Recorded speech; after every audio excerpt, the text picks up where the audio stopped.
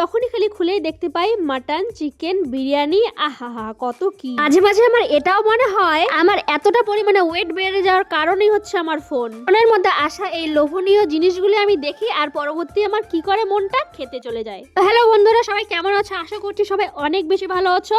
আবারও চলে এলাম একটি নতুন ভিডিও নিয়ে, রেসিপির একটা ভিডিও নিয়ে। ঘরে একটুখানি মুরগির মাংস ছিল আর দুপুরের ভাতও বেঁচে গেছিল। আমি ভাবলাম এই মাংসটা কষা কষা করা যাক, ভাতটা দিয়ে একটুখানি ফ্রাইড রাইস বানানো যাক।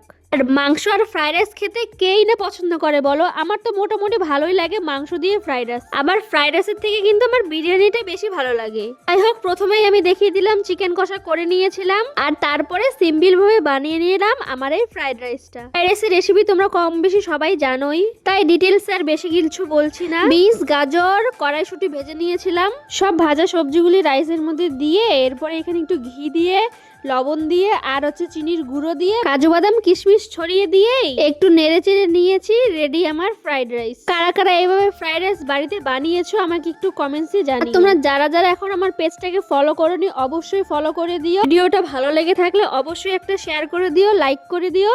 তো আমার তো এখানে দেখতেই পাচ্ছ রান্নাবাড়ি সবকিছু কমপ্লিট হয়ে গেছে।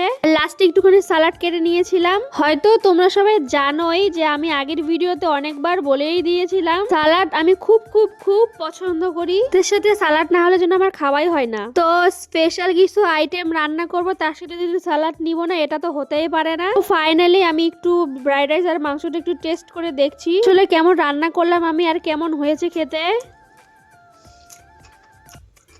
আমি যে এত ভালো কেন রান্না করি। তারপরে টেস্ট করে দেখলাম রান্না আমার খুবই ভালো হয়েছিল। সবকিছু জোগাড় করে দিলে আমি ভালো রান্না করতে পারি। নিজে জোগাড় করে রান্না করতে পারি না, কারণ একটাই, আমি আইডিয়া পাই না যে এই সবজিটাতে কতটা পরিমাণে মশলা লাগবে। মশলা কম হয়ে যায় বা বেশি হয়ে যায়। তাই আমি যখন চিকেন রান্না করি তো আমার বোন মশলা করে দেয়।